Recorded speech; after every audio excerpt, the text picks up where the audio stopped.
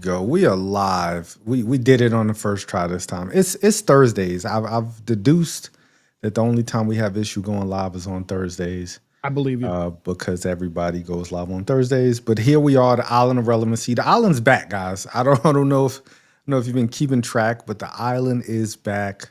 We had a huge return this week. We had a lot of huge things happen, but what didn't happen was Road Dogg listening to us on Friday night, because Friday night was abysmal. It wasn't the worst episode of SmackDown, but it definitely Good episode. didn't bring us any closer to being great for Evolution or Saturday Night's main event, which I honestly forgot happened. What? Until SmackDown? Saturday Night's main event. I forgot that happened today until I heard Dave LaGreca go in on one Bill Goldberg. I didn't listen to that, and I love the fact. What's up, Ace? I love the fact that we have a 24/7 wrestling channel on satellite radio now. Come on, guys. Come on. All we got to do. We're available. I'm telling you, we got to get this into the podcast form, and I'm going to reach out to my boy Dave and Sam Roberts and see what I can get done. I would love it. That would be really dope. It would. And I think we're pretty much going to gloss over SmackDown, right? Like, yes. It happened, and then it's Saturday. There was really only one highlight of SmackDown to me, and that was Jelly Roll's concert. He came out there to sing a song live, and then Logan Paul came out and interrupted him. And all I could think of was the Step Brothers at the end of the segment when he trashed his drum set. Not a bad segment, but you know what? When that segment started, I remember we were in a chat, and I was like, "This is just going to suck. This is not going to be a good segment. It's another performer. I'm not a Jelly Roll fan." I gotta tell you, it turned me around a little bit. Until Monday. Was it Monday? It was Sunday. It was Sunday. No, it was Saturday. Saturday main event. Saturday. Yeah. And then there's other stuff that came out about him in a good way that I want to talk about when we get through to Saturday, when we get to that portion. Yes. Much positive. Which yes. At this point in time, it looks like WWE have closed the books on Travis Scott. Travis Scott what I've heard. was not getting it. He wasn't putting in the work at the Performance Center. He just wasn't picking it up. And it's not for everyone. I definitely could not do this. No. No. I had a friend that worked in the band with us that was working on the indie circuit a little bit with his wife at the time. And he was telling me the bumps suck, man. He's like, it sucks. Yeah. Like learning how to take the bumps, and it's not easy. And he was in his 20s when he started. Yeah, just running the ropes is not as easy. Like people just think, oh, the ropes are soft. They're Oh no. Oh, you froze. Oh wait, there you go. Right. You froze. Oh, that sucks. Oh well, I'm back. But everybody's not Bad Bunny. That's the thing. Like Bad Bunny kind of set the bar super high. Because he was, everybody's not Logan Paul. Everybody doesn't have that freakish athletic gene in them. And then everybody's not Johnny Knoxville, who could just turn it into a comedy match, right? Where he just takes a lot of pain. And everybody can't do that. And if I were rich, I'll be totally honest. You're not I'm not going to get in the ring and get beat up. I mean, then again, I got that much money. I may want to do that. And not as comedy gold as maybe Shawn Michaels overselling for Hulk Hogan. Yeah, maybe, but it's not for everybody. So him not getting it and him not moving forward with the WWE, that's great. I'm fine with that because I'm not a Travis Scott fan. I don't know any of his music. Even if I did, that'd be like saying Jay-Z. If Jay-Z decided he wanted to wrestle, I would still feel the same way because it's just not his arena. Now, if he gets in there, once again, like Bad Bunny, because I had no idea who Bad Bunny was when he first showed up. Neither did I, to be honest with you. Huge star globally, right? Yeah. Just a multi-millionaire, might even be close to a billionaire at this point. huge star, one of the top stars in the world. Yep. And, he gets in there and he just shows out, right? He shows his athletic ability, and he was phenomenal in every match he's done. Still one of the greatest pops that I think I've ever heard was Backlash Puerto Rico. Oh my Him God, coming yeah. out. Just insane. But yeah, I mean, Travis Scott, it's okay.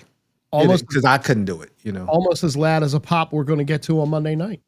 Indeed. But yeah, SmackDown happened. We got new tag team champs, the Wyatt Six, new tag team champs. I don't hate it, but at the same time, I feel bad for the Street Profits. They just had it was an okay tag team run, but you could tell when they were coming out. You could tell on their face like they were very, Montez always looks upbeat, and he just looked angry. Yep. And that I would be angry too.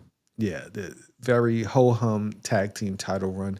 But once again, everybody doesn't even get that opportunity to be tag team champs. So right. You got to look at it from a silver lining. I'm looking at it from the positive side. And in the Wyatts won in very heelish fashion. Like Eric Rowan was doing some very heelish things at the end of that match. So I wonder where they're going to go from there.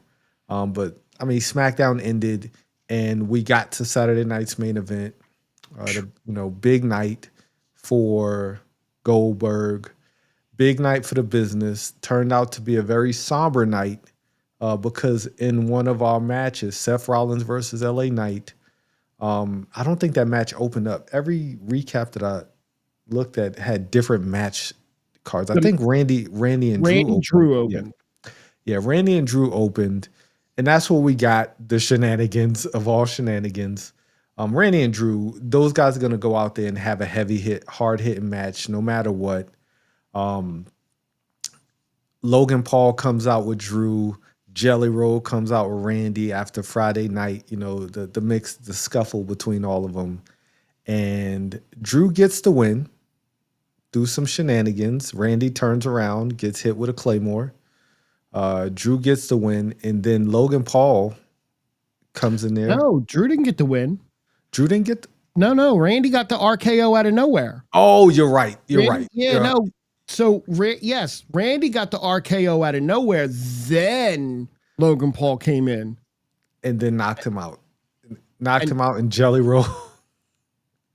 I liked Jelly Roll's pacing and do I get in? Do I not get in? Like he was really, really, really playing this up. And yes. And it was over the top playing it up, but I appreciated the acting that he was doing out there. Because that's what you're doing. You're acting, right? You're not in the business. You're a singer. You're a multi-platinum, whatever. He's a superstar in the music industry. Correct. Grammy winner, all of that stuff. And he's acting. Mm-hmm. And him just kind of like not sure what to do, and then comes in. Man, what's up, Maddie? I don't think we have enough hours in the podcast to talk about that long ass AEW podcast that ran for 19 and a half hours. It's still going on. It's still going on. It's still going on. But the fact that Jelly Roll took a Claymore. Yes. So coming out of this segment, what I will say is I've like Logan Paul's earned so much of my respect from what he's done and the little things that he's done throughout his entire WWE run. But him going at Jelly Roll, him selling for Jelly Roll, Jelly Roll pushed him and it was like he got hit by, a 5-ton brick or something like that. And just his dedication to making sure everything looks clean, everything looks good. And him like just overselling, being like an arrogant dick is just phenomenal to me. Logan Paul is one of the best heels that they're just not using enough yet because he's so naturally hateable.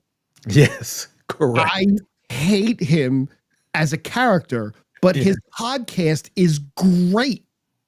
Yes. Yeah. He has a great business mind. He just has a mind for the business. Yep. And he comes in there and knocks out Randy, and he's doing this whole like just in his face, and Jelly Roll comes in there, and once again giving that sad kind of that Pa Kent look in his face from Super, like, oh, should I do something?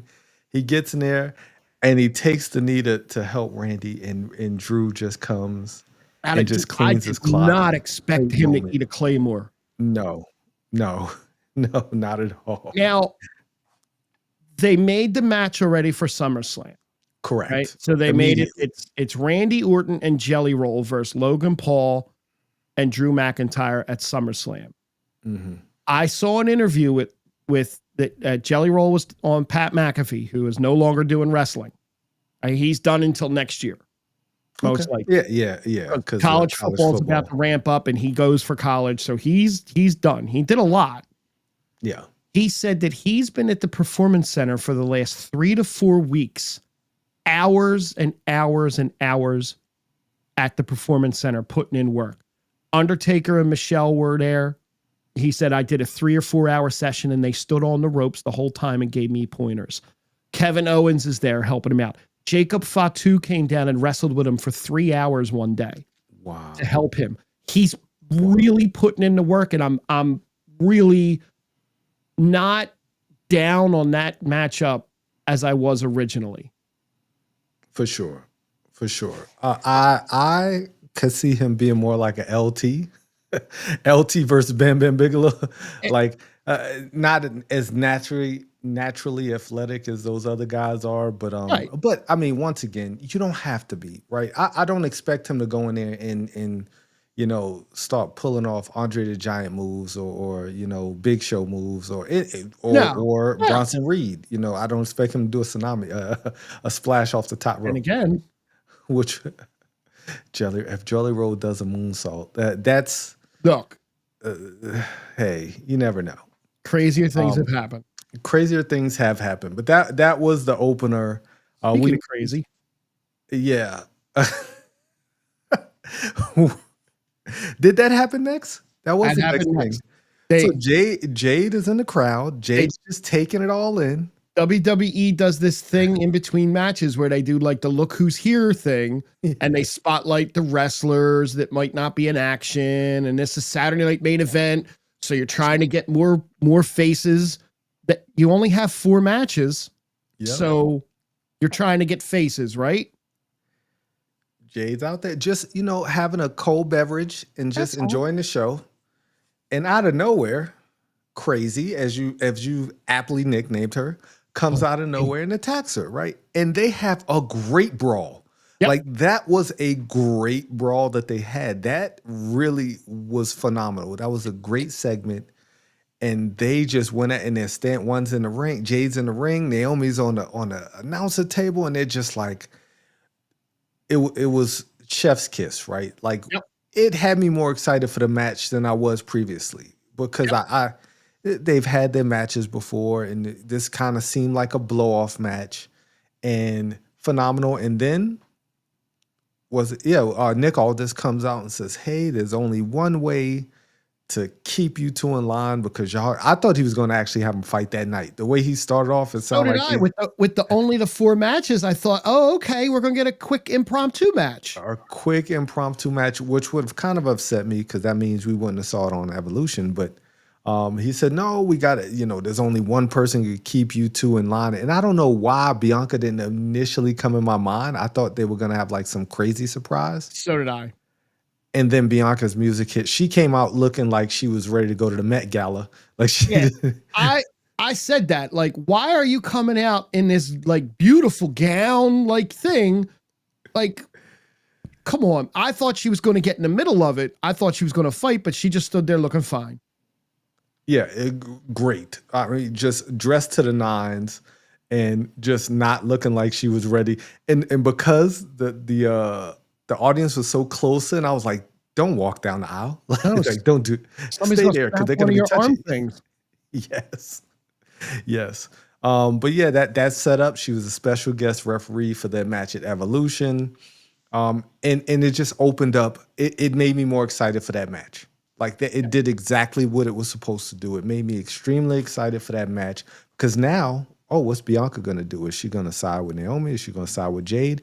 And we find out the next night, of course. Then we get to the sad moment of the night. Just Seth Rollins versus LA Knight. Oh, no, not yet. Oh man, I'm all out of whack. You're all over the. No, I'm all over the place. First, we got the Jimmy Uso versus Solo Sikoa match. Okay, that match happened. It did. Like Jimmy Uso, love Jimmy Uso, but him versus Solo, I think they could have put another match in this spot. Yeah, but I did appreciate Jimmy getting a chance to shine on a national spotlight. I really did appreciate that. But I mean, this match could have happened any other night of the week. Two things I gotta say about this match. Number one, it's time that Jimmy gets rid of the chessboard outfit. It's time, jersey. It's time that somebody helps Jimmy with his clothes. You're married to a beautiful woman. She's crazy. Let her design some crazy shit for you. Okay? I love Big Jim, but dude, your clothes, they're awful. It's an awful outfit. I don't know who approved that backstage. Triple H, he's walking back there and Triple H has to be going, damn. I mean, hey, they make their own stuff, I think. Some of them do. Well, they order their own stuff. And the other thing is, this match with this brother was better than his WrestleMania match with Jay. Oh, for sure. The match with Jay was just super kick, super kick, super kick, super kick. Like their encounter on the ramp at WrestleMania was better than their match at WrestleMania, unfortunately. And that's the match. That was a hyped up match. I wish we were doing the show then. I wouldn't have been able to do it WrestleMania night because it was here in Philly and I was at the stadium. Go Birds. Just in case you forgot, I was with Matt. Nobody cares about. Okay. But everybody, that he's not going to win here. Yeah, of course not. They did have a moment at the end of the match when Tala Tonga, the tall Tongan, gets in the ring. Him and Jacob kind of have a stare down, and it just let me know that Tala Tonga has no aura. Right? That should have been a moment, right? And he's doing this thing, right? He's kind of selling himself as being a big guy, but like nobody believes him. Like he hasn't earned that yet. He hasn't earned that. How do I kick someone out of the No, he hasn't. It's the same thing with JC. There's no aura when JC's there. Tama Tonga has more of an aura. Oh yeah, Tama Tonga's a beast. Like right. Yeah. And we haven't even gotten the other guy. Well, wait, which Tonga's there? Tongaloa. Oh, I'm sorry. Bachaloa has more of an aura than JC does. And that's crazy. Right. Yeah. But I'm not feeling it. I'm not feeling the MFT right now. Not yet. Not yet. Yeah, I think they need something more. I don't know what they're going to do at SummerSlam. I don't know if they're going to Jacob and Solo run it back, or are they going to have a 6-man tag? I don't know. Good question. They could have a 6-man tag. I think that would be something that would be better off to plan for like a War Games kind of a thing. You know what the MFT family versus needs? Family at War Games, maybe, but I mean that's a long way off. You know what the MFT needs? Jimmy Uso. I think if they had Jimmy, could they need someone else? Because I don't think, from what I've been reading, that Tama Tonga is going to come back and they're going to turn him face.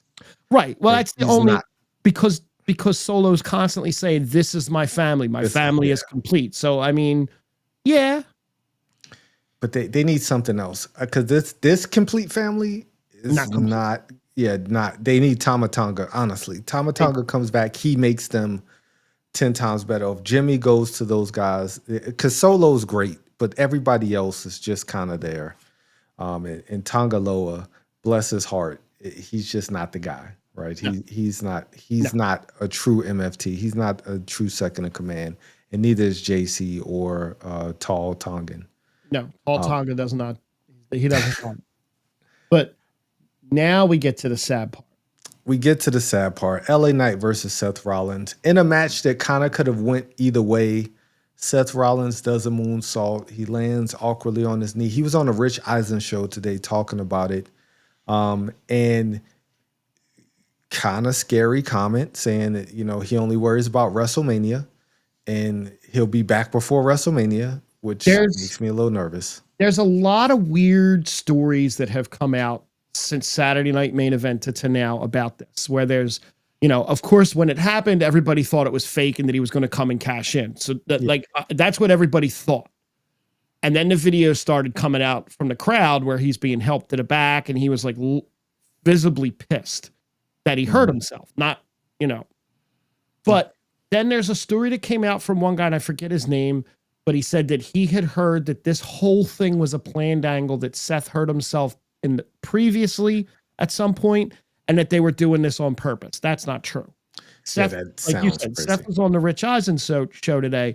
There's another story that's out there that's basically saying he's hurt, and they're playing up the severity of the injury because him coming back early will be more impactful.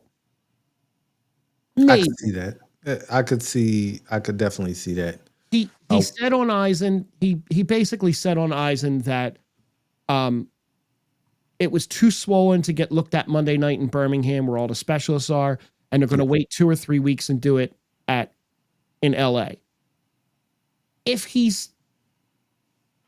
I could see them maybe having him come back at War Games. That's at the end of November. You're 3 months. What do you got? August, September, October. You got almost 4 full months to rest up and heal. I mean, he did WrestleMania 40 weekend with no cartilage in his knee. His knee was completely destroyed. I don't know. I think now is the time to add someone else to the stable. But don't be Austin Theory, but go ahead. Please don't be Austin Theory.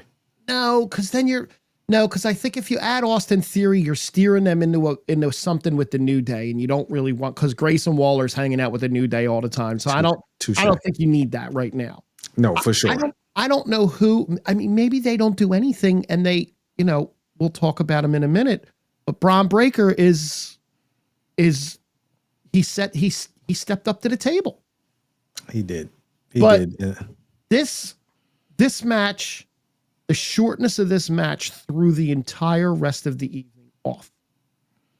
Well, I mean, because Goldberg was only supposed to go 5 minutes, right? I don't know how long Goldberg was actually supposed to go for, but my man is incredibly unhappy right now.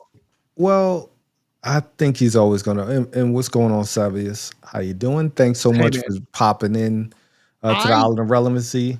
But Goldberg. So the match ended quick, right? Rollins got up and LA Knight got the win, which wasn't supposed to happen. No. Seth was supposed to win. And then from all the reports that were coming out from backstage that are actually legit, there was no plans for Seth to cash in that night at all. Yeah, it didn't make sense. No, not at all. Respect to Seth Rollins for finishing that match because he didn't have to. No. We've seen injuries. They usually throw up the X. They usually get him out of there. It's on national television. Give LA Knight a big win.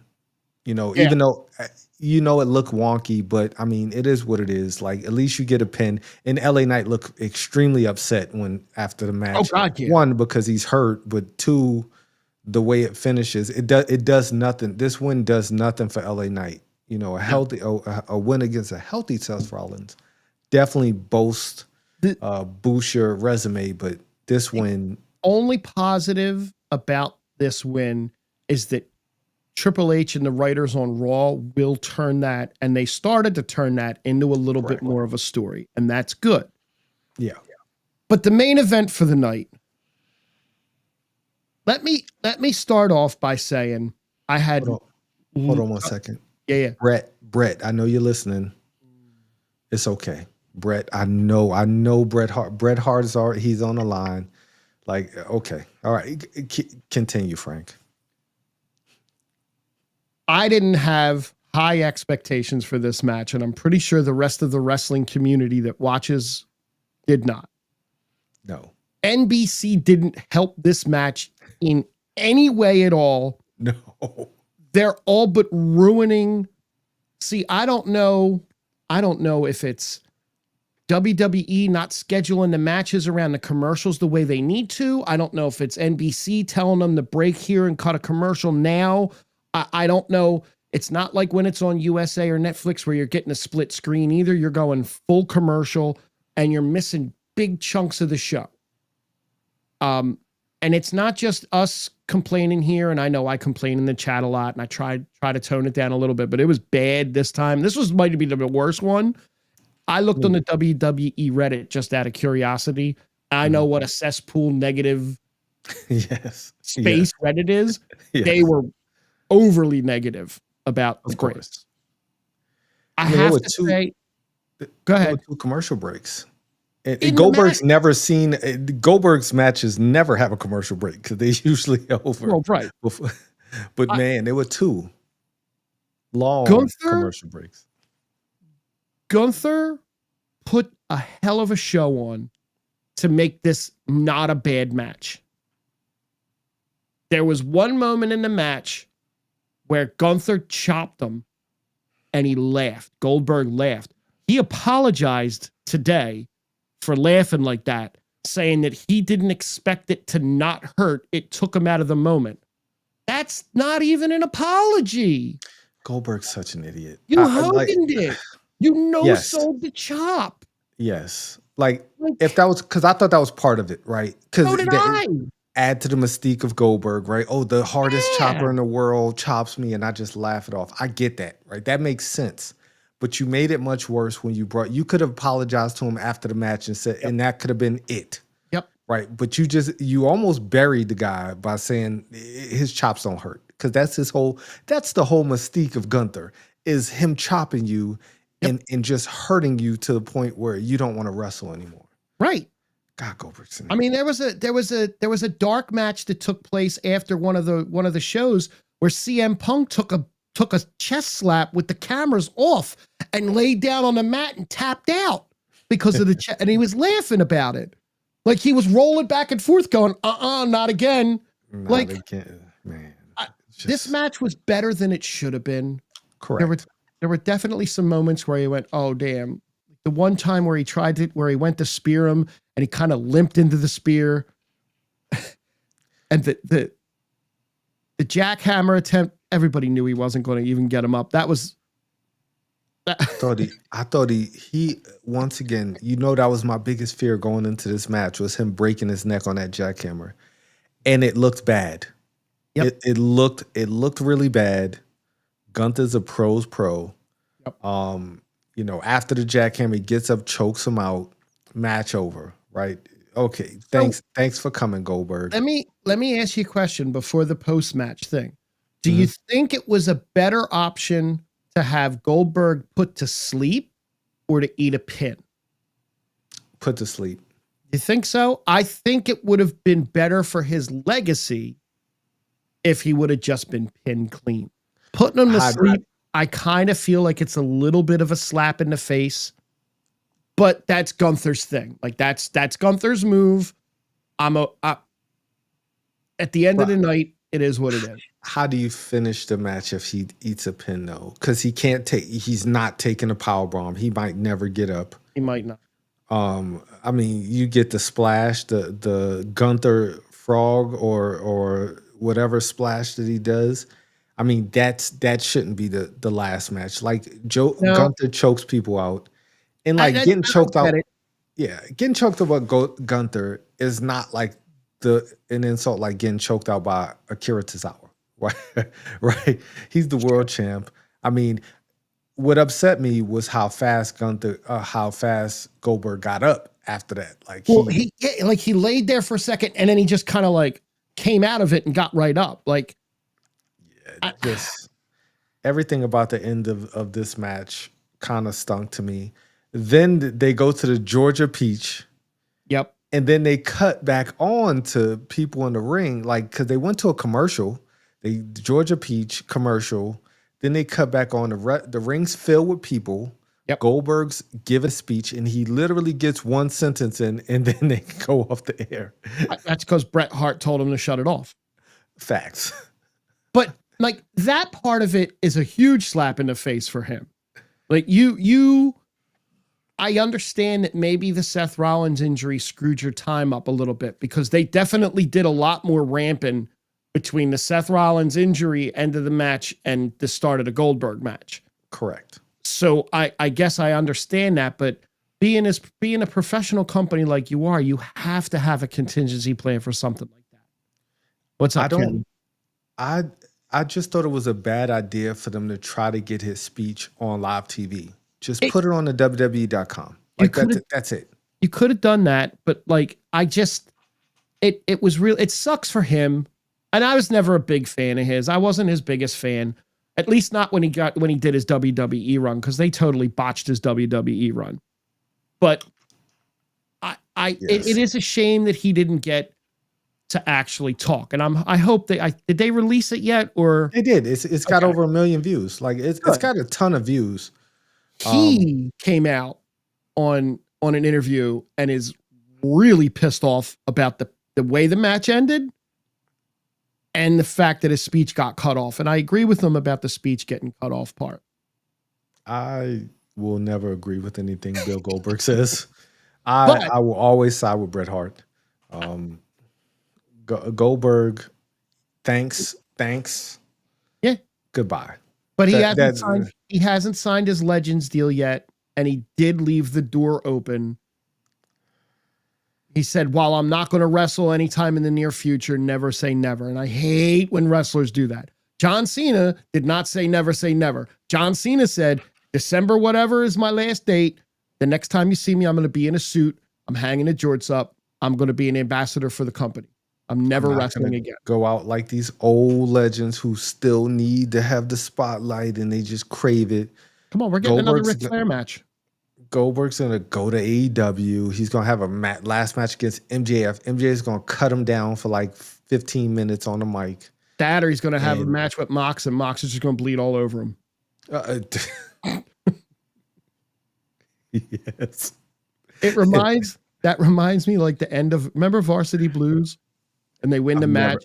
I've never seen that. I've never seen Varsity Blues. I've only seen the scene where Ali Larder is being Ali Larder. I've only seen that scene. I got to go. That's one of the best football movies. Is it though? I've caught clips and I was like, this is boring me. I'm gonna head out. I'm gonna head out now. It's cheesy 90s maybe? Whatever.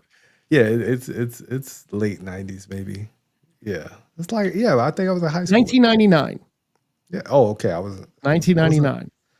I was not in high school in 1999. I was in the Army. No, I was not. I was dating women. Yeah. But anyway, Kenny, you might be right. Maybe it should have been an opening match. Maybe. Yeah.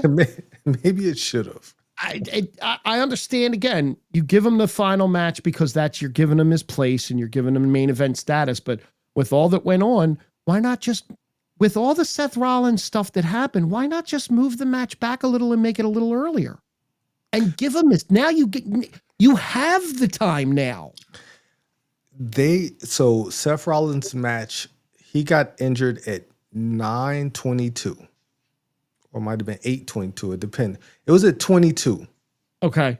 So they had a ton of time. They wasted a lot of time doing the video package, the long trip to the ring, and then their match was long. They had like a 13 or 14 minute match.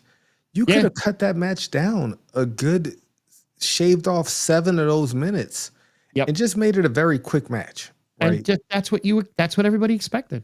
That's what everybody expected. Make a very quick match. Goldberg gets at least 5 minutes on the mic, family in tow. All his friends there. They did the cool thing, right? The entrance. He had Bill DeMott. Is it? Yeah. Whatever the guy's name was. The original head of security. The head of security knocked on the. Ernest the Cat Miller was there. Love big Ernest the Cat Miller. He should have danced his way to the ring. Big Ernest the Cat Miller fan. But all his friends were there. They showed the WWE. I don't think did wrong by Bill Goldberg. I think that was it was definitely not the WWE. It was definitely the network. The network's not letting you go a minute over. No.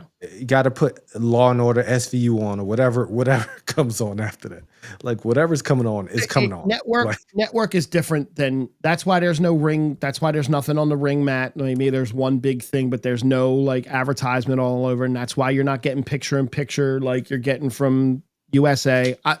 I understand that part of it, that WWE doesn't control NBC. They control everything else. They control Netflix. They control it on USA. USA gives them 7 extra minutes if they need it. Yeah, that's cool. So overall, it was a shitty Saturday night main event. In a nutshell, I think we need to go back to doing one every other year or something like that. Because when we watched, I was like, this is terrible because so many commercial breaks. The matches weren't special. Like this ain't like the Mega Powers, right? You don't have Hogan and Savage, fighting against Andre and whoever. Like you don't have that. Like Saturday night's main event used to be for big blow off matches. Like you had the big guys come on TV, right? And not saying Seth in LA is not not saying Goldberg, Gunther. I mean, true, and like, there were big matches. It felt small. That's all. It felt very house showish. Yep, big time. But that led into something better. If anybody gets on a podcast, gets on YouTube, gets on their channel and say that they saw Evolution being as great as it was, they're a liar. They are lying to themselves. This was such a terribly built show. It was horribly built. I wasn't even interested in watching it. I was going to watch the highlights. I just happened to be sitting there with nothing to do, and I was going to play some video games. I was like, you know what? Let me put it on and let me see what's going to happen. And those women showed the F out. Correct. So I'll be totally honest. Toni Storm versus Mercedes Moné. They had a banger. The women were like, nah, we not letting Mercedes get it. No, Toni. Love y'all. Love women's wrestling. 7 matches, including the Battle Royal, right? Yeah. Opening match. Triple threat. Becky, Bayley, Lyra. You know me. I was never been a big Lyra fan. After this weekend, I will never say another bad word. Because one, she showed out. And then on Monday, she showed up again and showed out again. Bayley and Becky have elevated Lyra so much. They made her more confident. They've given her the leeway and the runway to be more aggressive. Yep. To stop being the baby face. I hate when she does it. I don't get it. But they've helped her so much. This is the rub that she needed, and they've just allowed her. Once the bell rings, it doesn't seem so choreographed. This match was phenomenal. This match was amazing. I was pleasantly shocked at how good this match was, and this just set the table for the night. Completely. You need to have an opening match to set the table for the night, and these 3 women, the crowd chanted "This is awesome" multiple times. Correct. The finish was a creative, really cool, creative moment. There were so many false finishes, and they flowed.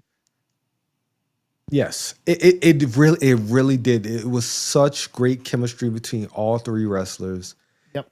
Nothing felt like, and I've said that before, that Lyra always felt over choreographed. Everything felt like it was like, all right, I set this move up for this next move. No, like you said, everything flowed so well throughout this match. All 3 women just knew where they needed to be. They knew the other person. They trusted each other to just make this match as great as it could be, and it was phenomenal. Yep. And the pin just got so smooth. Like we saw Jade try to do something where it was like a roll into a pin and she kind of slid off her and the momentum took her. But it was, and they tried to do the, with the double shoulders shoulder, down yeah. with Ronda Rousey, and she didn't get settled right. This just was, I was like, oh shit. Good. It's a shame that Bayley didn't win. I want to see her. I want to see her win something, because she is like the workhorse of the entire women's division. But keeping the belt on Becky was the right move, especially the way Becky came out on Monday night. Yes. But it was a great opening match. Correct. And Kenny's right. You only have one shot to do that pin, because that's it. It's the finish. And if Becky misses it, it falls apart. Kenny's 100% right. Just like when Bayley and Lyra did that double pin, they missed it the first time, then they went back and did it the second time, and it looked cool, okay the second time, but if they would have got it the first time, it would have looked that much better. And this time, it worked perfectly. Becky, Bayley hits the rose plant, Becky tosses her and just hits that smooth pin. Phenomenal finish to a great match. I was so impressed. So was I. I'm more impressed with Lyra, because Lyra is she ascended. Like I've seen this. I remember Edge, when Edge would I was like, Edge is like a B player, right? Edge, and I watched him ascend to become a main event player, and she's not there. Lyra's not there quite yet, but I mean, I see the future now, right? I see why people love her.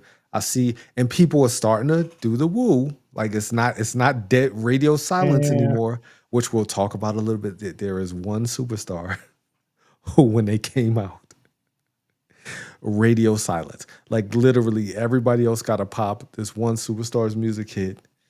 And I'm gonna ask you to guess it when we get to that portion of the show. But great opening match. Great, phenomenal opening match. And I won't say it got extremely better from there, but it set the table for just a phenomenal evening of women's wrestling. And I think, hold on, let me pull up my notes and see if I got the next match right, because I was all wrong. Naomi and Jade. Nope. Jesus Christ. You're O for everything. I'm O for everything. JC Jane versus Jordan Grace. Holy smack. Okay. This match did not set the table. I am not a big NXT fan, so this one's all you.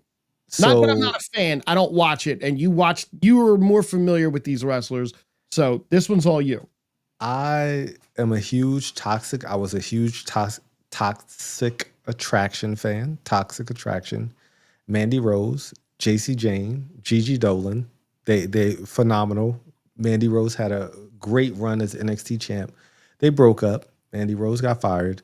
JC Jane was kind of lingering for a long time. Then she found her calling with Jasmine Nix and Fallon Henley. They became Fatal Influence, not Fatal Attraction, like Michael Cole said on Sunday. But they found a niche. And JC Jane beat Stephanie Vicaire about a month ago in the biggest upset in NXT history to become the women's champion. And Jordan Grace has just been on fire. And then we have Blake Monroe, who formerly Mariah May from AEW. She comes there, and Blake becomes friends with Jordan Grace.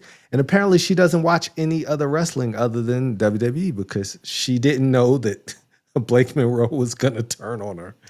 Everybody knew Blake Monroe was going to, like, the whole world knew. I didn't, but then again, I don't know. I'm not as familiar with her, so.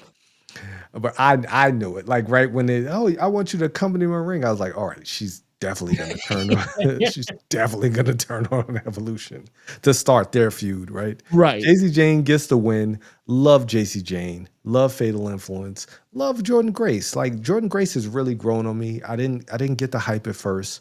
She's a great wrestler. She has a phenomenal moveset. They had a really hard-hitting match, a lot of shenanigans. JC Jane wins when Blake Monroe hits Jordan Grace in the back with the NXT Women's Championship. And Jordan Grace initially didn't know that it was Blake, and then she sees the replay and just is fuming, and she took that with her to NXT. Solid match, not the best match, probably the worst match of the show. Okay. And that's saying a lot because it wasn't a bad match. Like No. it was not a bad match, wasn't the greatest match. But once again, you're watching a WWE pay-per-view, and if you don't watch NXT, you don't really know what's going on. They had a pretty solid video package, but That's kind of where I was. Yeah, most people don't watch the video package. They did their thing where now all throughout this night they were showing they had different women in the crowd that from the past, except they didn't have a woman. They focused one man got the spotlight of this entire pay-per-view in the crowd, and that'd be one sexual chocolate, Mark Henry.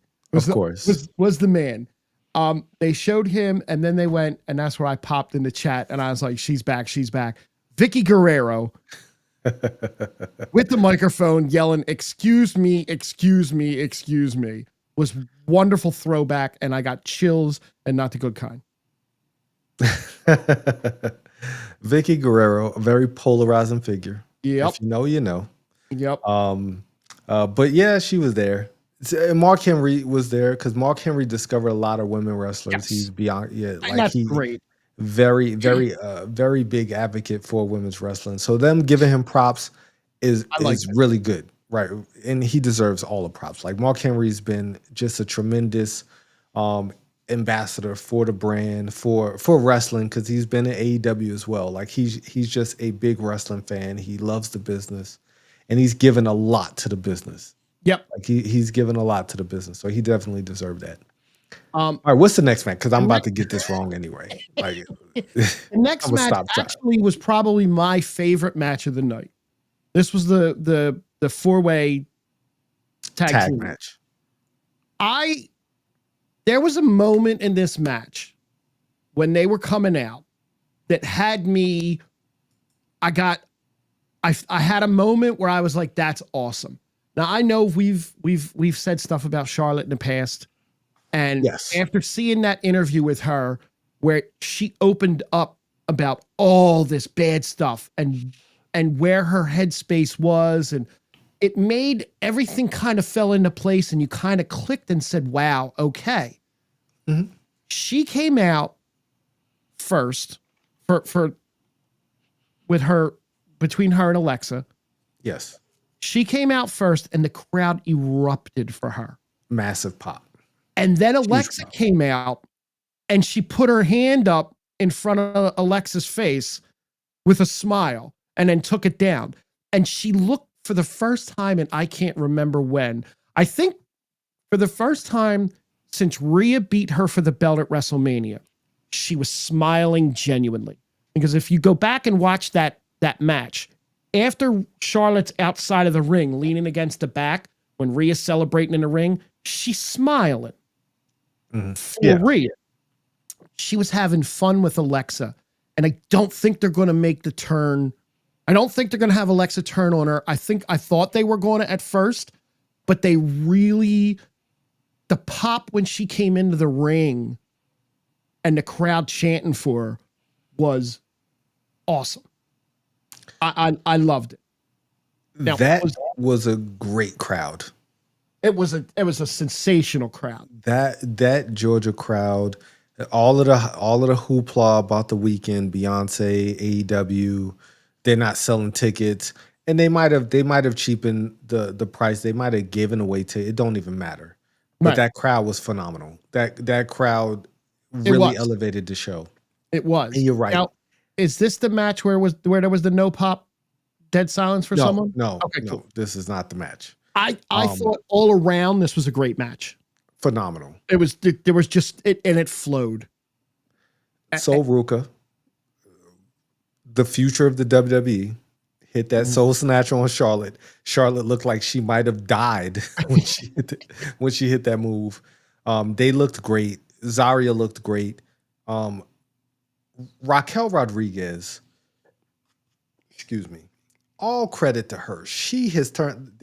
There's a report there. Kevin Nash said you need to work big. Yep. And she said I took that to heart and actually listened. And she has been on fire. Since that Rhea match, she truly has earned the moniker of Big Mommy Cool, because she gets in there and she's just way bigger than everybody, and she throws people around and she looks dominant finally. She doesn't look like a B player. She don't look like a side character.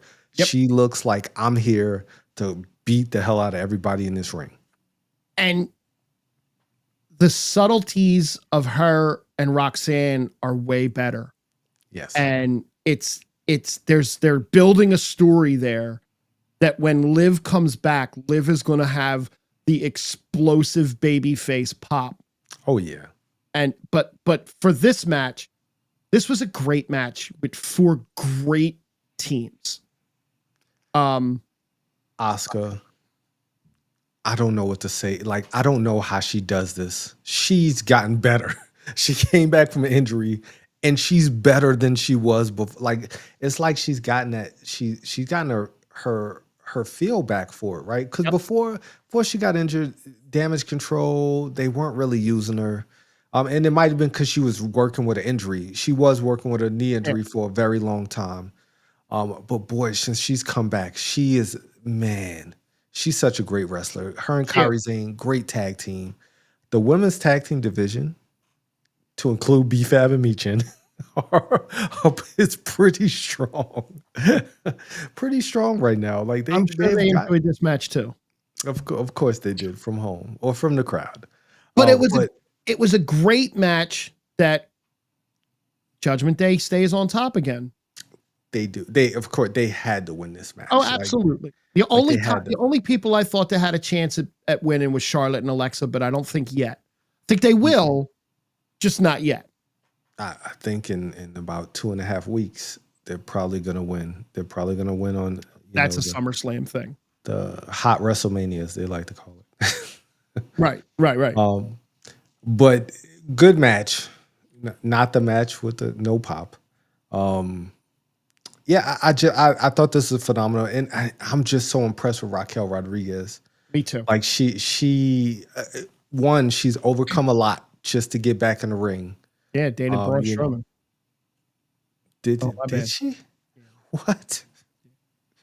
What? Yeah. Did she really? I mean, it makes sense, but it does.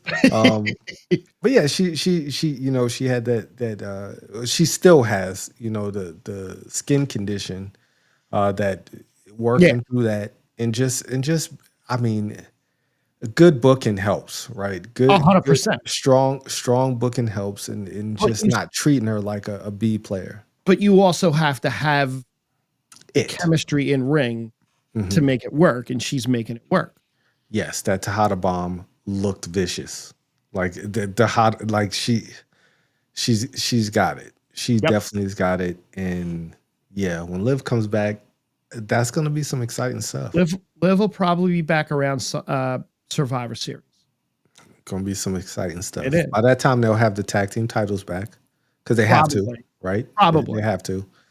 And you can get Alexa and Charlotte to win the belts at SummerSlam, turn on each other so that they're having a one-on-one match by War Games. There you exactly. Go. In Paris, they turn, and then Judgment Day gets back on top. Do you want to guess the next match? You want to give it a shot?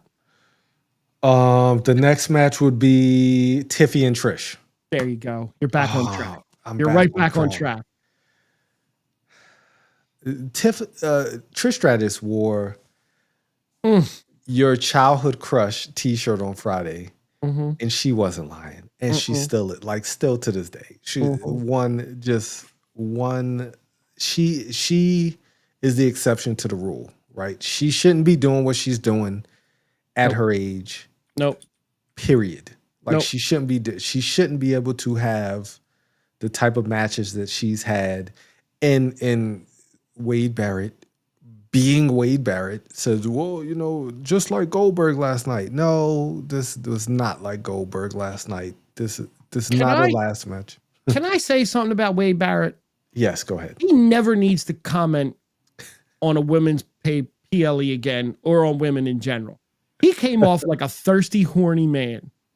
Well, everybody's trying to be Booker T. Like that's the issue. T, though. Let Booker T to be Booker T. Yeah, everybody's trying to be Booker Earn T. that.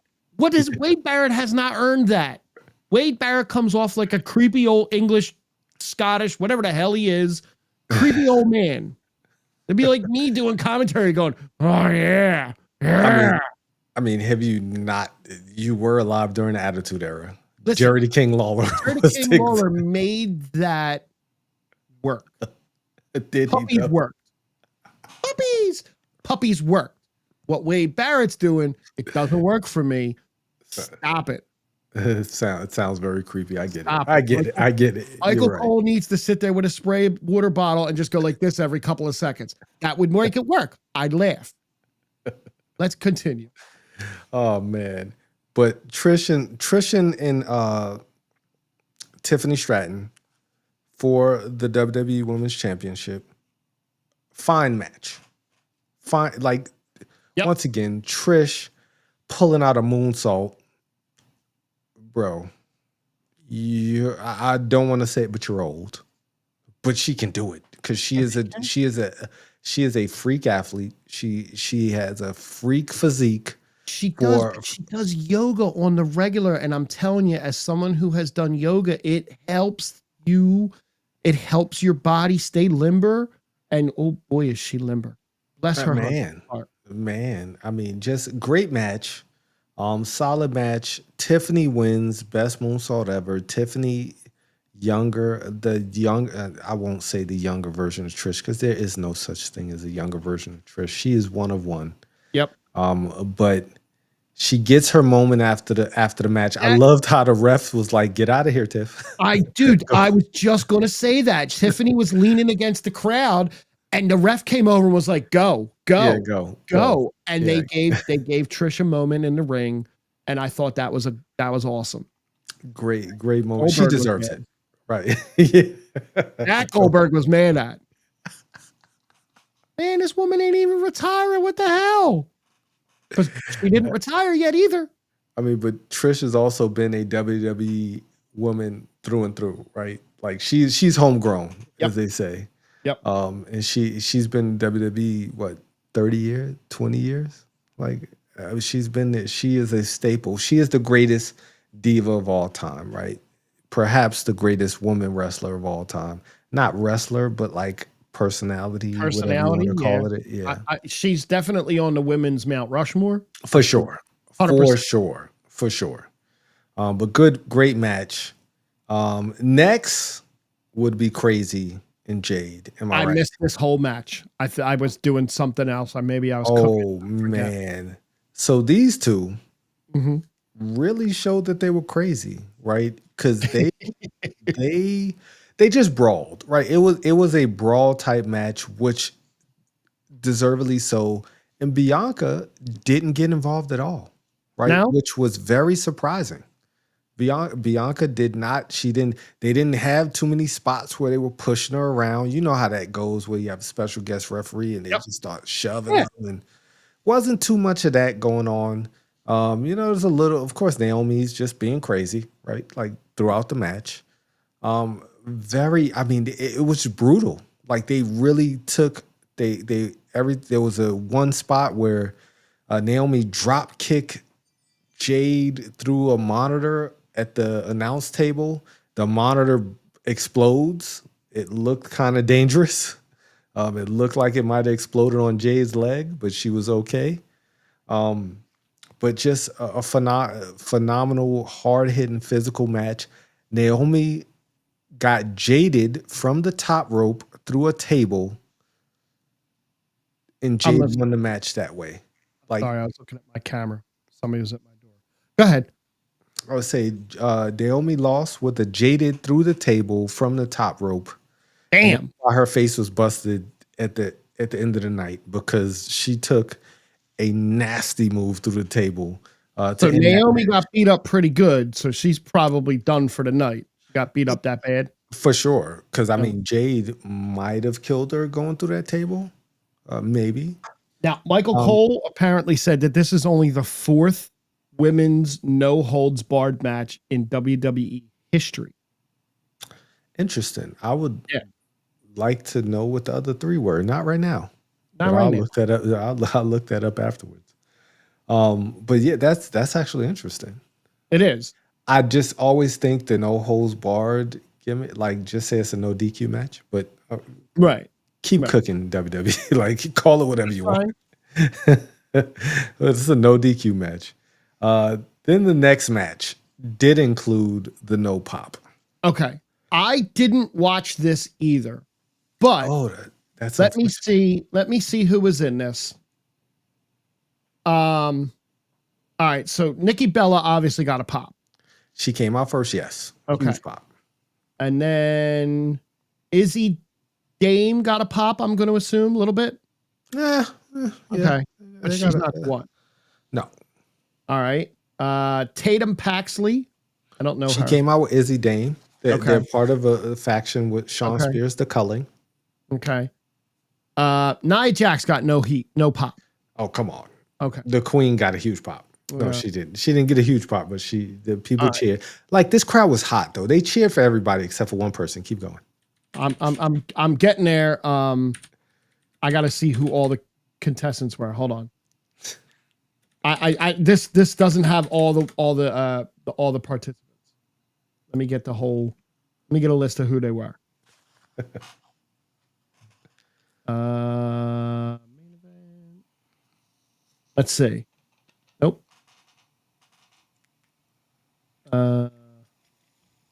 So Lash Legend.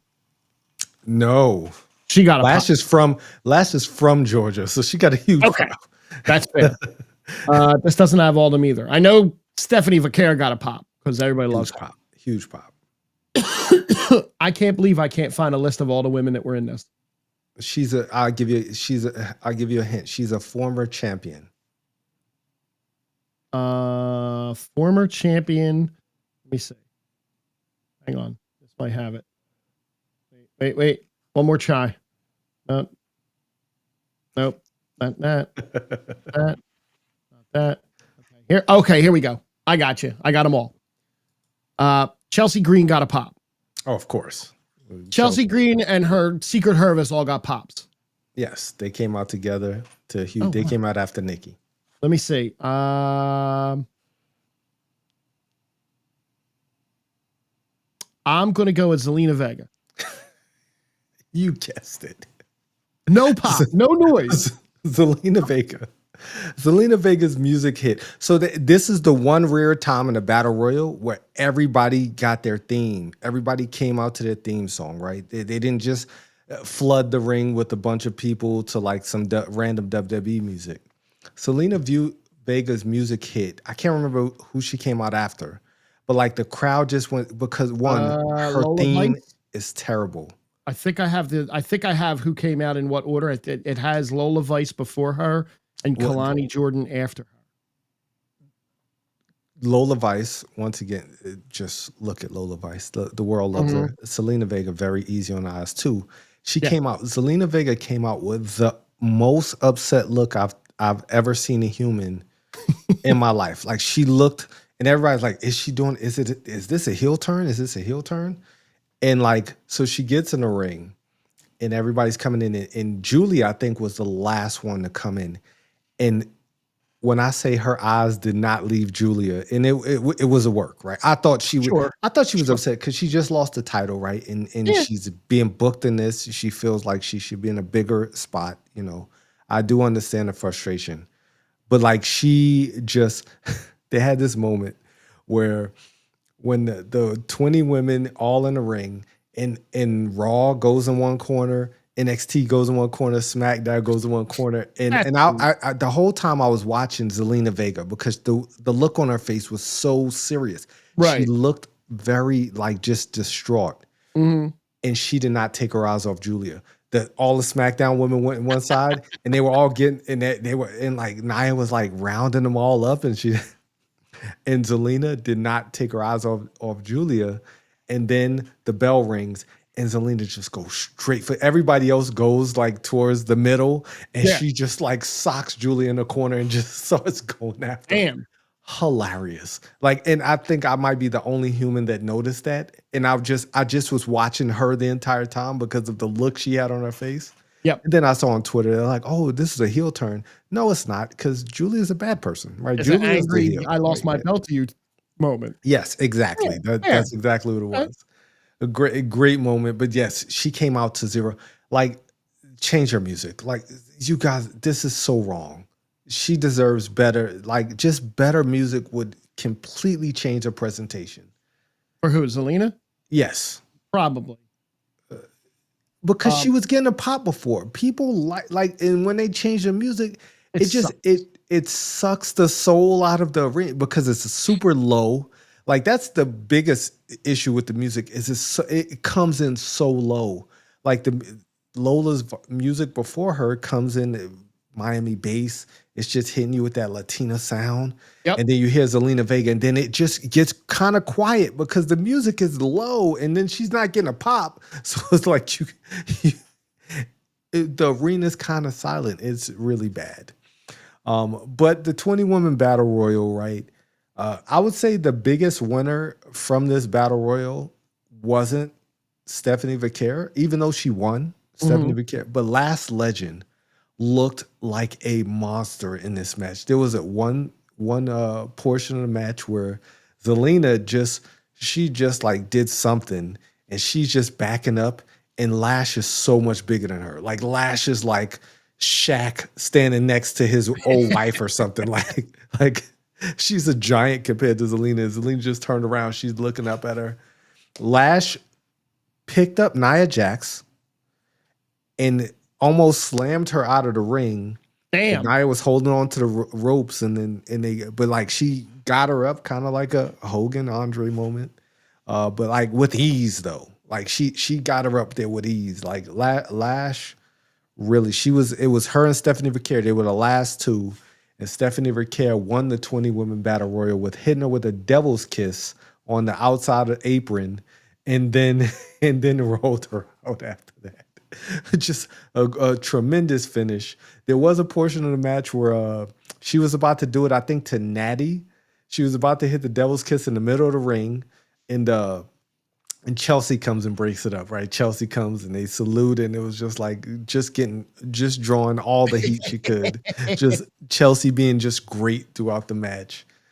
Nikki looked great. Nikki was, I think she was the final four. It was the final four was Nikki, Nia, Lash, and Stephanie Vaquer. And Nikki looked really good though. Like, I would say she looked really good. She had a solid match the next night too. But she looked really good in this battle royal, which was very unexpected, honestly. I mean, like, you know what the worst part of this was? I forgot there was a match after this. Say that again? You didn't watch the main event? There was a match after this. I turned it back on in time to see the end of the match, but I missed the whole what I've been reading for the last 2 days was an incredible main event. I totally forgot that was the match. So I put Big Bang Theory on. Bazinga. What? That's what happened. I got a good bazinga. Oh man. So Rhea, Io Sky, one of the greatest women's matches you will, like, I would say top 10. I won't say top 5 because we've had some really great women's matches. But Rhea and Io put on a show. There was high flying, there was hard hitting, there was some great wrestling. There was some insane brawling. They went to the outside. The ref went down. They went outside. Io climbed up on like the roadie equipment. I just watched. Literally, that's the clip I'm seeing. I saw on this site that I'm watching. I just watched her do that. Oh man, what a phenomenal moment! And they get in the ring. I can't remember what move got hit, but they both were just exhausted, and Naomi's music hit, and this place went insane. Like, a huge pop. Kind of reminded me of Dolph Ziggler when Dolph Ziggler cashed in. Like, how it just place erupted. Naomi comes out, and this is what I hate about Money in the Bank. Why does it take 5 minutes to Naomi is gonna cash it? Just give him the briefcase, get in the ring, and just like it has to be this long, drawn out process. So this write-up says before that, Io hit the over the moonsault as the referee recovered. Jessica Carr, as the referee, delivered a normal count. Ripley kicked out. The pop for Ripley kicking out was just as loud as it would have been if she had won. Yes. Ripley went for a top rope riptide. Io countered with a Spanish fly. This I saw. Yes. I was Yes. here for Yes. I came back in for this part. And then Naomi came in. And because it was a triple threat match, she could use the briefcase without getting disqualified, which they normally can't do. Which doesn't make sense. Why not just hit them with the briefcase and then, whatever. Well, semantics. Right. Because it doesn't matter if the bell rings and it ends the match. You're cashing in the briefcase and starting another match. Correct. Right. Correct. Right. But either way, she cashes in, hits Io with the briefcase, tosses Rhea into the post, hits Rhea with the post. Brutal. Her throwing Rhea into that post, she sold that really well. Yes. She gets back in the ring, hits a split-legged moonsault a la Johnny Morrison, and gets the 1, 2, 3. We now have a new women's world champion. Phenomenal into Evolution. I did not see that coming. No. That was just a great cap, because Io and Rhea just really went out there and just had a tremendous match. Like, they had a great match. And unfortunately, we're going to remember it for the cash-in. But boy, before that, it just was...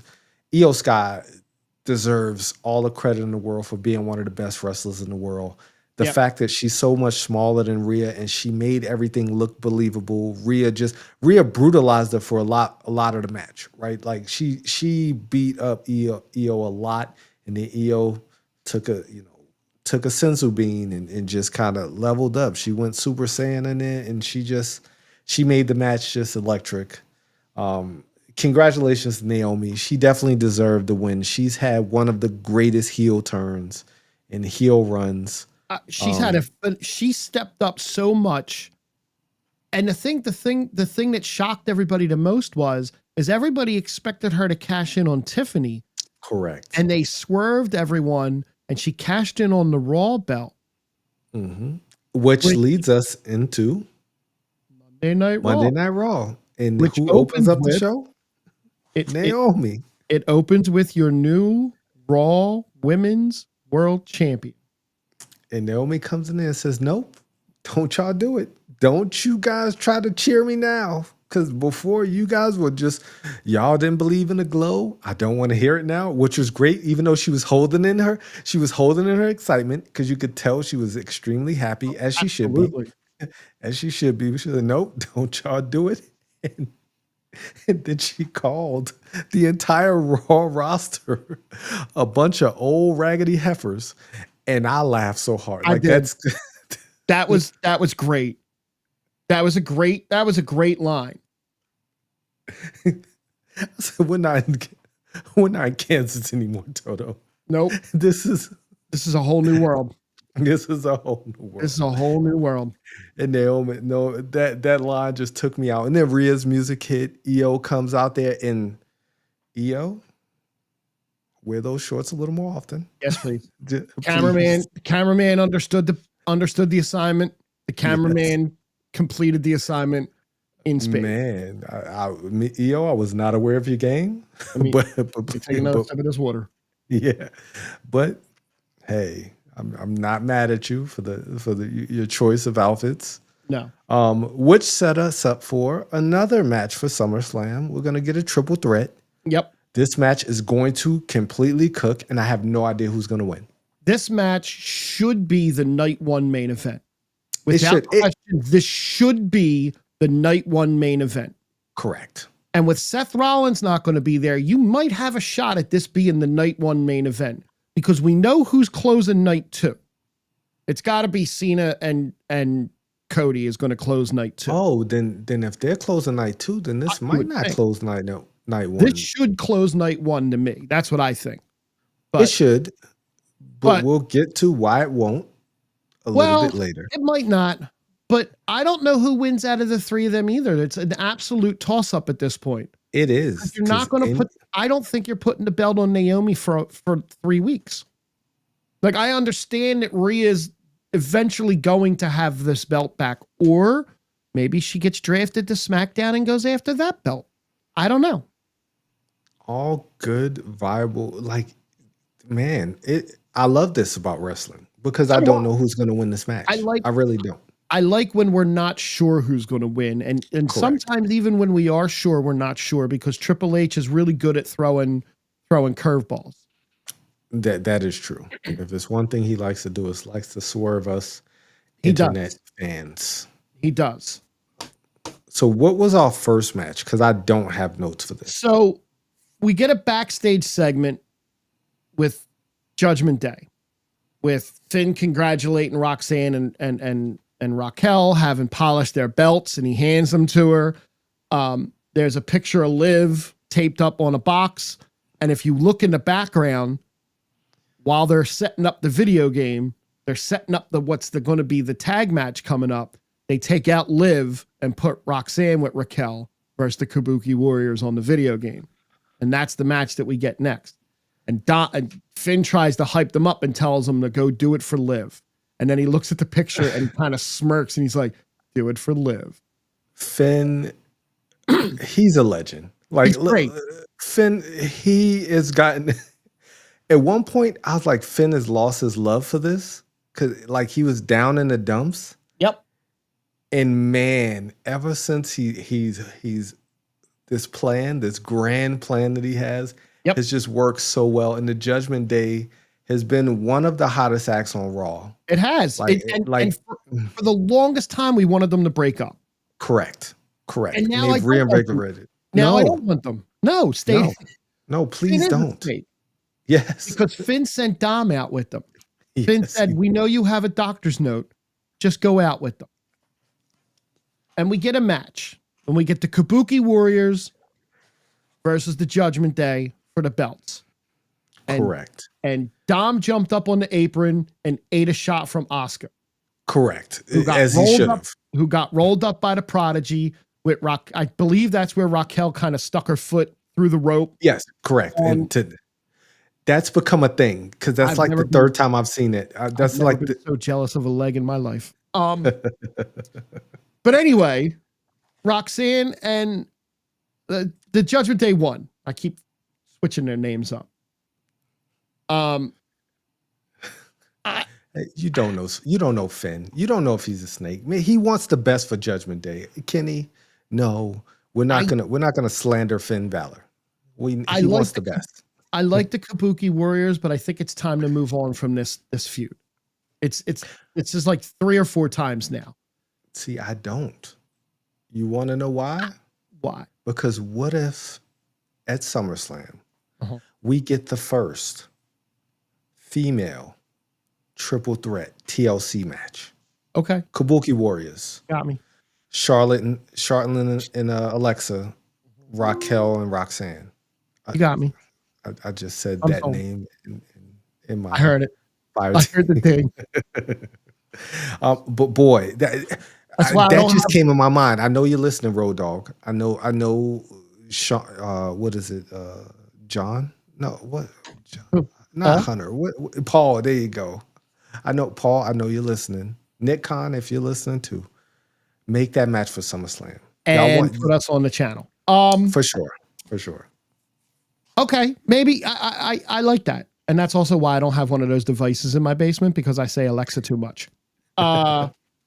Okay, then we get another really, really, really good match. We get the 2 out of 3 falls, Bayley versus Lyra for the chance to fight Becky Lynch for the Intercontinental belt. And whoever loses this match goes to the back of the line. Banger. You want to know whoever loses this match, where they go? Where are they going? To find Julia. Because that's That's what's about to happen. Well, Bailey got a pin in the first 10 seconds of this match. Yeah, like roll up. It's typical for these. Correct. And then Lyra got a pin and evened it up. And they had a really, really good match. Bailey got the Macho Man elbow. It didn't. Poor Bailey. Didn't disappoint. Poor Bailey is all I gotta say. I won't say poor Bailey. I won't say poor Bailey only because what she's done, she's elevated the Women's Intercontinental Championship. She has helped, yes. She's helped. Like, those three have really crafted one of the best feuds. And for me to say that has, we've done, this is our 17th episode. I would say about 15 of those episodes, I was dumping on this whole thing. Yes, you were. And they've turned me around because of their great work. It's gelled. Again, that's why I love wrestling too. Correct. Like, they've gelled, and her and Bailey have extremely great chemistry. And this was a great match. Lyra Valkyria wins.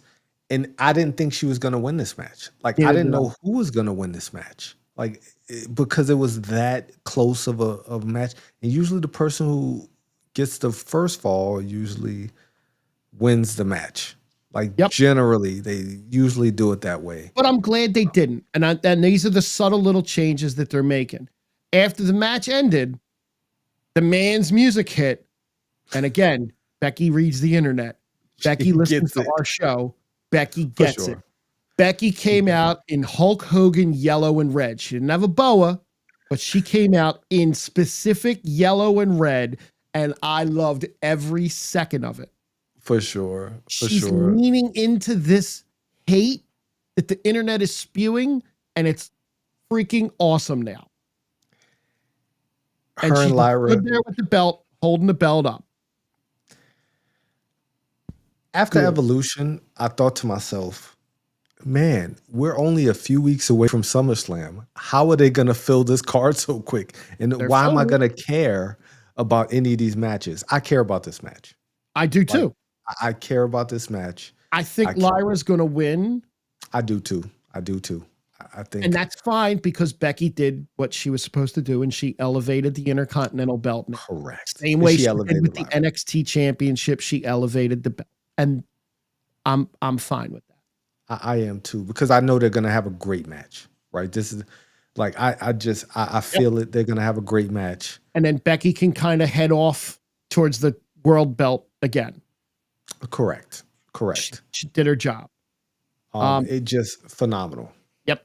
The next match was one that I didn't realize that we were having, but we get Nikki Bella versus Chelsea Green.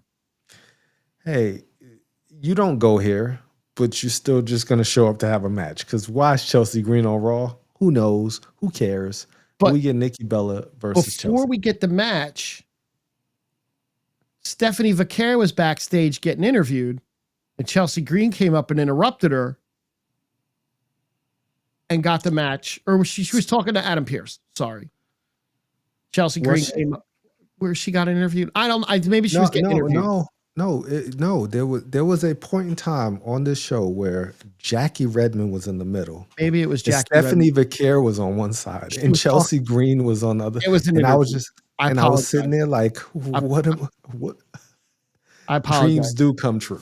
Dreams do. Yes. Dreams do. Jackie, Stephanie, and Chelsea. Only thing that would have made that better is if Kathy Kelly was holding the camera. That's a whole different show. My bad. That's for sure. That's a different show. That's a different. Thanks for coming, guys. Thanks for coming. We'll see you guys next time. So she goes out and has a match with Nikki Bella. Solid Nikki Bella match. did almost eliminate Chelsea Green from the planet Earth with her finishing move. Yes. Don't ever do that again. She said she did that on the fly because she was trying to do something else. Don't ever do that again. Don't do that again. Don't, because that looked hurt. That looked painful. She almost made Matt Cardona single forever. Yeah. A widow. Yeah. That's unfortunate. Look, she hasn't had a singles match since 2018. And she looked good. Like She looked good. She looked good in this match. And once again, and just kudos to her, because if you remember when the Bellas first started, they were terrible. Yep. They would good looking women on the show to twirl and just show up and do a bra and panties match or whatever the case may be, and they worked their asses off to become really good wrestlers. They did. Not the best wrestlers, No. but they became really good wrestlers towards the end of their run, and it showed when she came back. She, of course you lose a step here and there, but she had a good, and Chelsea, of course, is the perfect person to have a match. Like Chelsea can get anybody over. Yep. And she's just a great worker. So, of course, putting her in the ring with Chelsea was the right thing to do. She also came back because she didn't have that John Cena money no more. But that's a whole nother thing. But I think the Bellas are doing pretty good. I think they're okay. So after the match, the Secret Service decided they were going to beat up on Nikki Bella. And then Stephanie Vaquer, she was wearing this red. Like, why are you doing this to me? She was wearing the pants. Yes. They just somebody backstage just got a paint roller and put black on her legs, because that. Now I sound like Wade Barrett. Oh yeah, yes. What are we doing here? But yes, she came out, made the save. Nikki kind of looked confused for a second. Stephanie held her hand out. They hugged. Now we're probably going to get a tag team match. No, wait, no. We're not getting a tag team match because Stephanie has a title shot at SummerSlam. She does not have a title shot. Isn't that what the Battle Royal win was for? No, that was for a shot at Clash at Paris. Okay, so we could get a tag team match for SummerSlam with Nikki and Stephanie versus Secret Service. Or we could get a 6-man tag. We could add another Bella? With the other Bella. And the Secret Service and Chelsea. I'm so here for that. I'm okay with that. I'm okay with that. I would like that. Or a tag match, either way. Sure thing. Either way. But I think the 6-woman tag would really elevate that match at SummerSlam. Yeah. Then we have Adam Pearce talking to the New Day, who continue to wear this funeral outfits that are now hanging out with Grayson Waller. For this, I'm happy they lost the tag titles, because this has been great. Yeah. This has been great. Yes. So the New Day now has to earn their rematch for the tag titles. And at the same time, he then turned to Dominic and said that his rib injury is going to be reevaluated on Monday. And the new king of memes, AJ Styles, in the background, praying while Dom's praying that the injury stays. AJ's praying for God not to listen to Dom.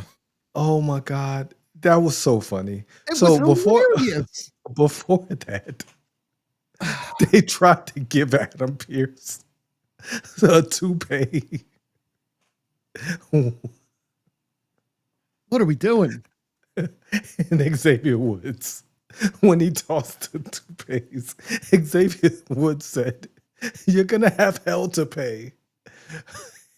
And that just made me laugh so hard. They're so dumb. They're so much better without the tag titles, because they've been great. Now, they're all black. Now, then we get Gunther in the ring. Okay, Gunther comes down to give a promo, and Gunther's talking about what a great mood he's in, and then he says, "There's only one question to raise right now: who's next?" Good for you, Gunther. Because then Braun Breaker comes down to the ring, because we're about to do a gauntlet match. And Paul Heyman comes down with him.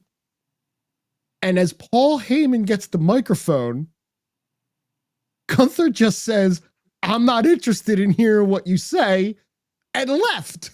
He tried to leave. Right. Well, he tried to leave. But like interrupting the Hall of Fame Paul Heyman? Gunther's on another level, man. I love Gunther's character. I love, like, his work is great. That's such a Gunther thing. I don't. Now, when Paul Heyman did start talking, Paul Heyman said a couple of keywords that I missed. I didn't pick up on it. He said next big thing. He said big dog, and he said his yard. And I missed all of those cues. Which made the end of the night that much better for me. But Paul Heyman sold me on Braun Breaker being the next world heavyweight champion. Absolutely. In that promo, I was like, okay, Braun is going to win this gauntlet. He's going to murder Gunther at SummerSlam. Yep. That's what I thought. He's that guy. He was very close in politics, man. Politics always trying to hold me down. Right? Because I ain't a puppet like let me tell you, if they do this right, you're going to get Braun versus Seth sooner than you wanted it. Correct. But that's exactly what's going to end up happening. So we got a gauntlet match. The winner of the gauntlet match faces Gunther at SummerSlam, right? Mm-hmm. First up, Penta, who's still walking to the ring. Correct. Love Penta. Love Penta. Penta and Braun have great chemistry. They do. But Braun beat the hell out of him. Braun beat the hell out of him. And it's a move that this is another one of those moves that they seem like they're doing this move a lot with Braun, where the dude jumps off the rope to make a move and Braun spears him out of the air. Mm. I'm not getting tired of it. No, I don't think he can. Spot. Yeah, Braun just looks really good when he does it. So Penta gets eliminated after a decent match. Mm-hmm. And then Louisiana Knight comes out. Yeah. And he got eliminated. He did. He was selling a rib injury apparently that happened. And okay. And then one of my favorite wrestlers, I didn't wear his shirt tonight. I couldn't find my other shirt, so I wore this one. Jey Uso came out. And he decided to do 3 intros. Jey Uso, while Braun Breaker's leaning down, drinking water, which I've never seen a wrestler do in a match before. That was new. I've never seen a wrestler take time to sip water. He threw Braun Breaker out of the ring, right? Yes, and he dove on him. And he made him rewind it, and he did his entrance again. And they went to commercial break, which I thought was hilarious. It's hilarious. And I think that's why he did it, so they could go to commercial break. But Corey Graves was also saying how that's not really a smart move. And we come back from commercial, and there's Jey Uso on the top rope on the turnbuckle getting beat up by Braun Breaker. Of course it is. Of course he was, because that's what happens at a commercial break. If you're winning at a commercial break, when you come back from the break, you're getting your ass whipped. Yeah, you're getting your ass beat. And Braun was taking his time. He was posing. He was doing push-ups. He was doing all of this stuff during a gauntlet match where it's supposed to be a test of endurance. But he's showing the world that he has all the endurance. He has it in spades. But he didn't win clean. Big Bronson Reed came out, interfered. Jey got eliminated. Yep, Jey was about to hit the splash.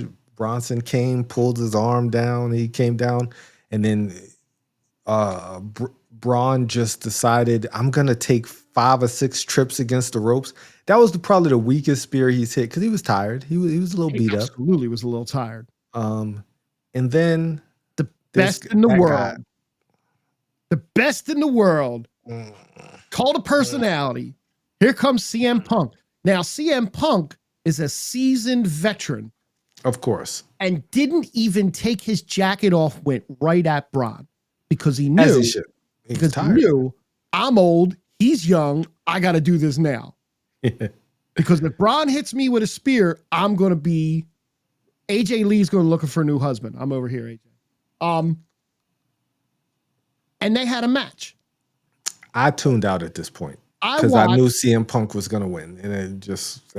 I watched, and Punk had it. Punk had the Anaconda Vice locked in. Here comes big Bronson Reed. Big old Bronson Reed, and then for the 20th time tonight, for the shock. Jey Uso's music hits. Now, he didn't just come down. He did that almost like that Penta thing, like where he hunched over and he was kind of like slow walking down. Like, dude, get to the ring. I call that the goon run because he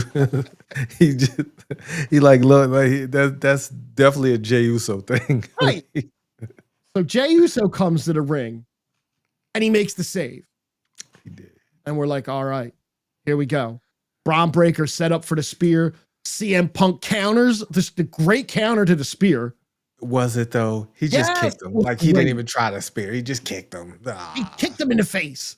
Yeah, he did. Go to sleep. 1, 2, 3. Braun's out. CM Punk is going to go fight Gunther for the belt at SummerSlam.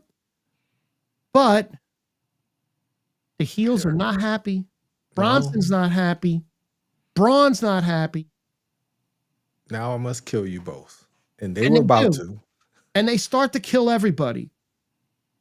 And they pile them up for a tsunami. Boy. CM Punk on the ground, Jey on top of him. Bronson standing out there shaking the ropes instead of climbing up. He's stalling for time. And then we hear the drums. Man. And the blue shot all around the ring. And the drums. The do-do-do-do. And I got the only thing The Rock ever did that I give him credit for.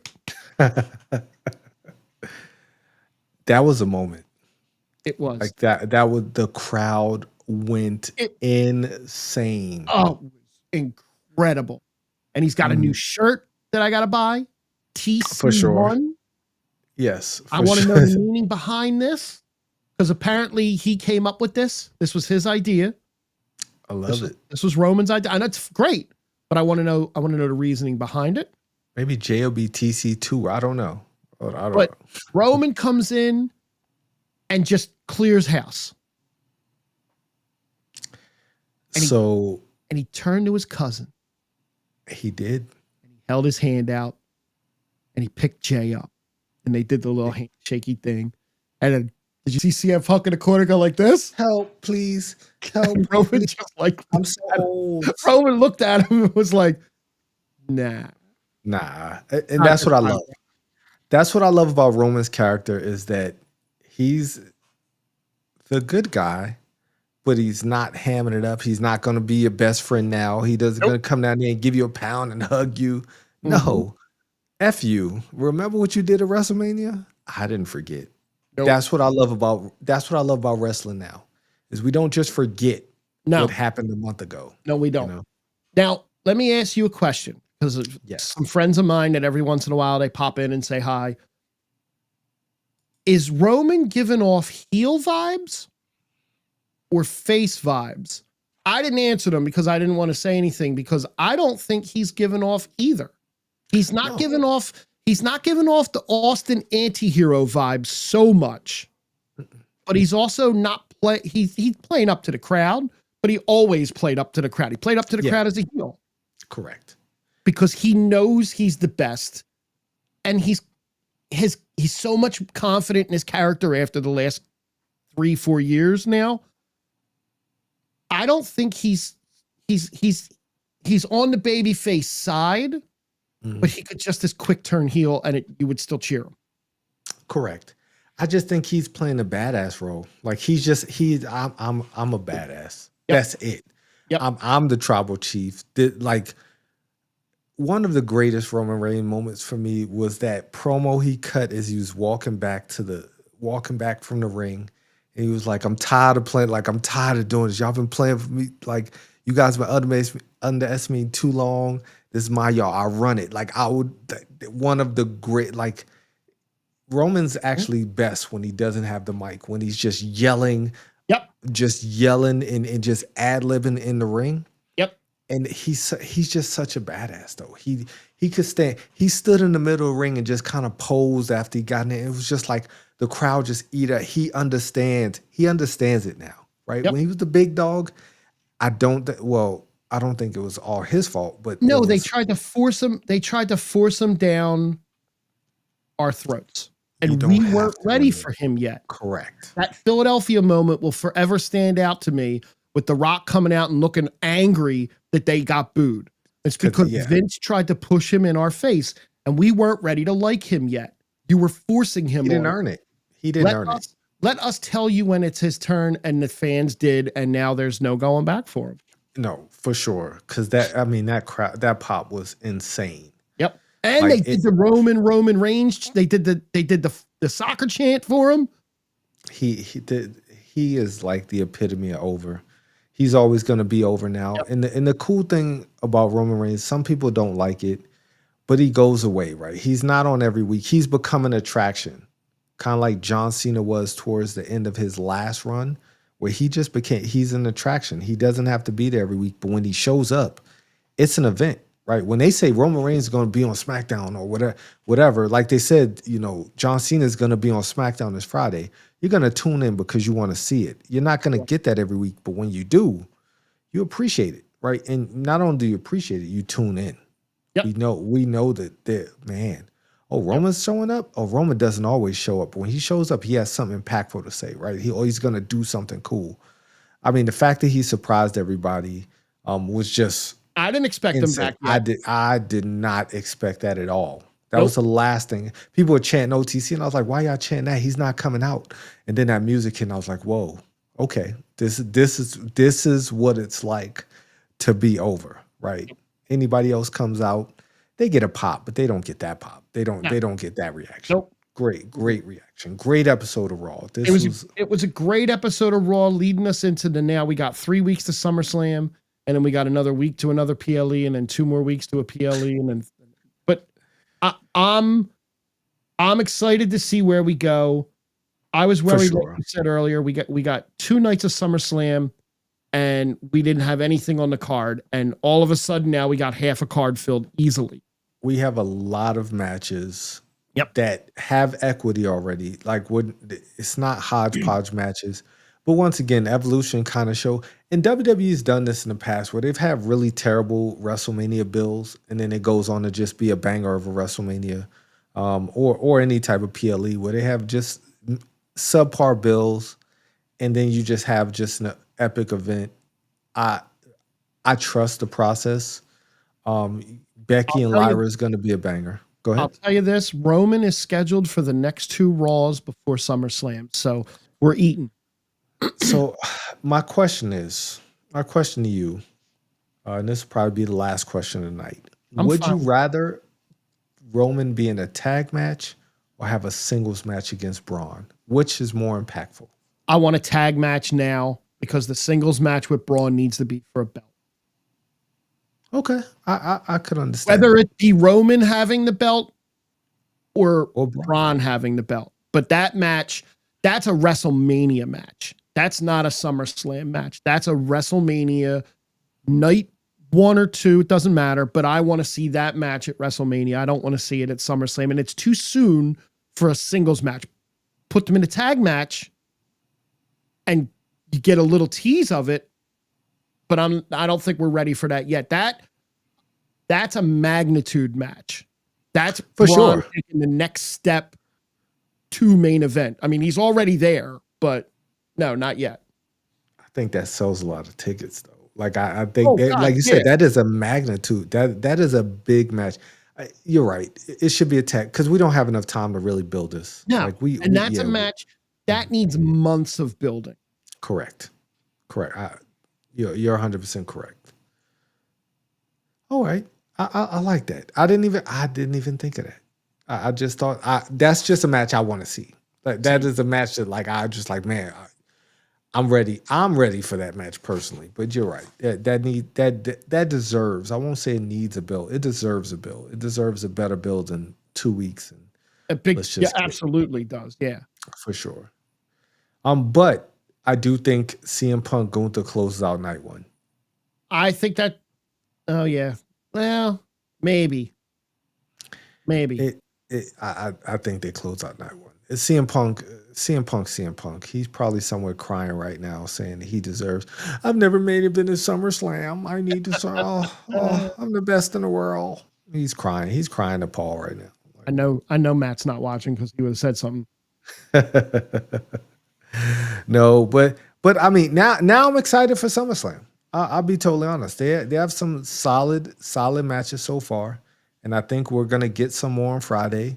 We might get one or two more on because I don't think they're gonna have like 20 matches. I think we might get 5 or 6 matches each night. Yeah, you don't want to spend a lot of time up in New Jersey anyway, so that's fine. Okay, I mean, you're right because New Jersey is the armpit of New York. Listen, whatever championship is in that stadium is the only championships they're going to see in that stadium for the foreseeable future. You're not wrong. Ain't seen no other championships in that stadium. I mean, maybe MLS. You never know. The New York Football Club, they've won an MLS championship. I think maybe. I don't keep up with it too much. I mean, but we are WNBA champs. But on that note, okay. Cool. On that note, we definitely this was a good week of wrestling. AEW had All Out or All In Texas. I heard it was a banger. It's way too long. I didn't watch anything. I did watch clips of the Kenny Omega Okada match, which are two of my favorite wrestlers. Okada won, who I still hold out hope that one day we'll get a Randy Orton, Kazuchika Okada dream match. But a lot of good wrestling in WWE. You got to slow this down. I think we're doing too much. Too many PLEs, too many big events right next to each other. You're not going to make up TKO's money by putting all your PLEs in one month. No, not at all. And let's do Evolution again next year. Let's not wait 7 or 8 years before we do another one. Or every other year. But I think they deserve one a year. If you're gonna do 50 Saturday Night's main events, give us an Evolution. Give us an Evolution. And just call it Evolution 2026. They don't have to be Evolution 3 or Evolution 5. No. Just keep it going. And I know you're listening. I know you're watching. But on that note, we've gone on long enough. We've talked a lot of wrestling. We've had a lot of great discussions. We're going to save some for the next time. We're going to save some for round 18. Yes, sir. Where's my music? But on that note, Frank, have a great week. You too. I can't wait. Road Dogg, I know you're listening. Make it better. Make SmackDown better. Because last week was not good. Yeah, just make it better. Make it better. It's 2 hours now. It should not be 2 hours of boredom. It shouldn't be 2 hours of trash. Thanks, Kenny. You too. Oh, have a great night, Kenny. Thanks so much. You and Matt for showing up. We had Savius Ballard in the room. He came to join the island of Relevancy. And we'll catch you guys next week. Same bat time, same bat channel, unless Frank is going off to win the Stanley Cup or something like that. Not until next month. Next month we kick back into gear. So we'll definitely be back. Same bat time, same bat channel next week. Yes, and sir. Until then, you have a wonderful rest of your week.